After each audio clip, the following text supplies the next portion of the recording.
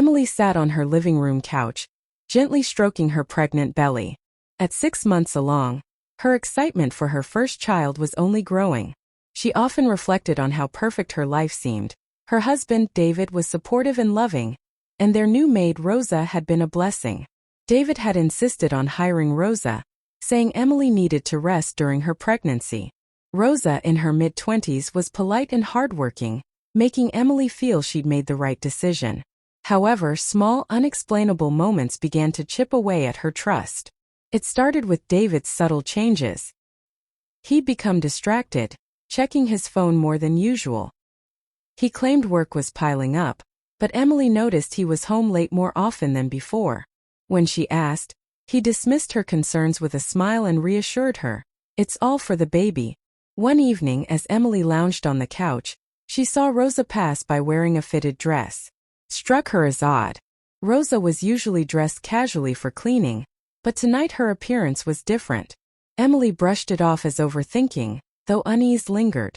Later that night, David arrived home earlier than usual.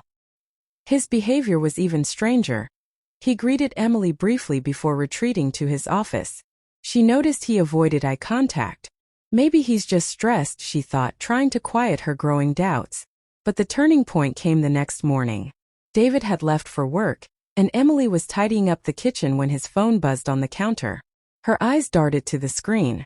The message preview froze her in place. "Last night felt so special. Can't wait to see you again." Emily's heart raced. The message was from an unsaved number. She couldn't believe it. Was this some misunderstanding? Her hands trembled as she tried to piece things together. Unable to shake her suspicion, she decided to watch more closely. That evening, she pretended to be asleep on the couch. Around midnight, she heard faint footsteps. She cracked one eye open and saw David tiptoeing toward the guest room, Rosa's room. Emily's worst fears began to take shape. She lay frozen, unsure of what to do next. Confront him? Confront Rosa? Her mind swirled with questions, anger, and disbelief. Little did Emily know, the truth was even darker than she imagined. Emily woke the next morning with a knot in her stomach. She couldn't unsee what she had witnessed the night before. David slipping into Rosa's room. She felt betrayed, humiliated, and unsure how to proceed. She decided to take the day to think, but every glance at Rosa, who was humming while folding laundry, sent her blood boiling. How could Rosa act so normal? How could David do this to her while she was carrying his child? Unable to bear the weight of her thoughts, Emily knew she needed answers. She waited until David left for work before confronting Rosa directly. "Rosa," Emily began, her voice steady but cold, "I need to ask you something." Rosa looked up, startled. "Yes, ma'am." Emily hesitated for a moment, then continued, "What's going on between you and David?" Rosa's face drained of color. For a moment, it seemed like she might deny everything, but the silence stretched too long. Finally, Rosa whispered, "Ma'am, I'm sorry. I didn't mean for this to happen." Emily's heart shattered at the confirmation. She gripped the edge of the kitchen counter for support. "So it's true," she said, her voice barely audible. "How long?" "About 2 months," Rosa admitted, tears welling in her eyes. He said you didn't need to know. He promised it wasn't serious." Emily's anger flared. "Not serious? You've been sneaking around in my house behind my back, while I'm pregnant with his child." Her voice cracked and tears streamed down her face. Rosa began crying too, pleading, "Ma'am, please don't fire me. I need this job. I'm so sorry." "Sorry isn't enough," Emily snapped, cutting her off. She stormed out of the kitchen, slamming the door behind her. Emily spent the rest of the day in turmoil. The betrayal wasn't just about the affair.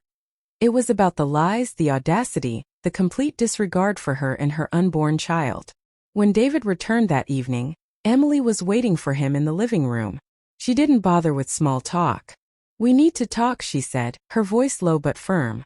David looked up, surprised by her tone. "What's wrong?"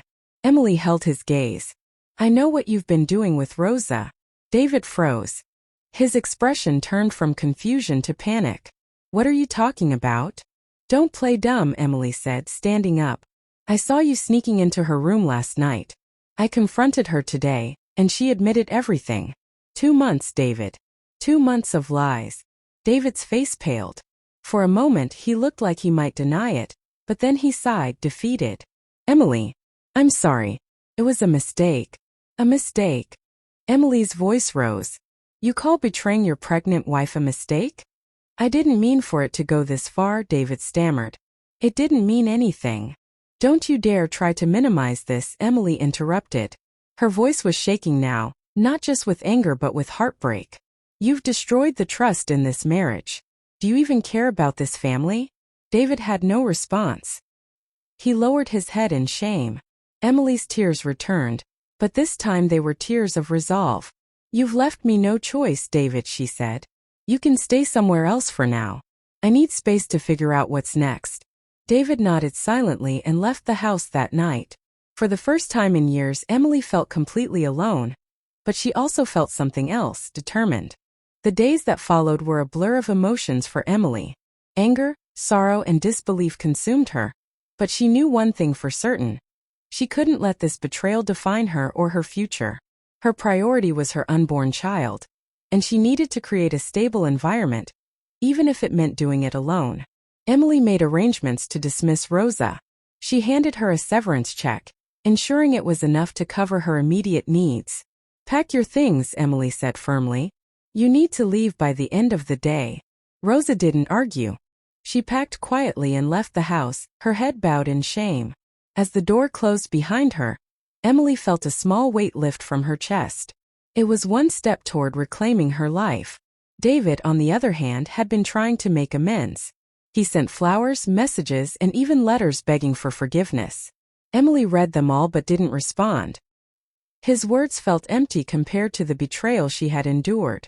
A week later, David requested to meet in person. Reluctantly, Emily agreed. She needed closure. Not just for herself but for the baby she was carrying. They met at a park, where the air was crisp and filled with the sound of children laughing in the distance. David looked disheveled, a stark contrast to his usual polished self. Emily, he began, his voice heavy with regret, I don't know where to start. I know I've hurt you in a way that can't be undone, but I want to make things right. Emily's gaze was steady. You can't undo what you've done, David. You didn't just hurt me, you betrayed the family we were building. David nodded, his eyes glistening with tears. I know, and I hate myself for it. I've started seeing a therapist. I'm trying to figure out why I did something so selfish. I want to be a better person for you and the baby. Emily listened, her emotions a whirlwind. Part of her wanted to believe he could change, but another part screamed that trust, once shattered, could never fully be restored. I appreciate that you're trying, she said finally, her voice calm but resolute. But this isn't about you anymore. It's about what's best for our child. I need time to heal, and I'm not sure I can do that with you in my life. David looked down, his shoulders slumping in defeat. I'll respect whatever you decide, he whispered. Months passed, and Emily gave birth to a beautiful baby boy. She named him Ethan, a symbol of strength and resilience. David remained involved as a father, visiting Ethan regularly, but Emily kept their relationship strictly co-parental. Through it all, Emily found her inner strength. She joined a support group for single mothers and slowly began to rebuild her confidence. The betrayal had left scars, but it had also taught her something invaluable, that she was stronger than she ever knew. This story is a reminder that even in the face of betrayal, resilience can pave the way to a new chapter. Trust may break, but courage and self-worth can rebuild a life worth living.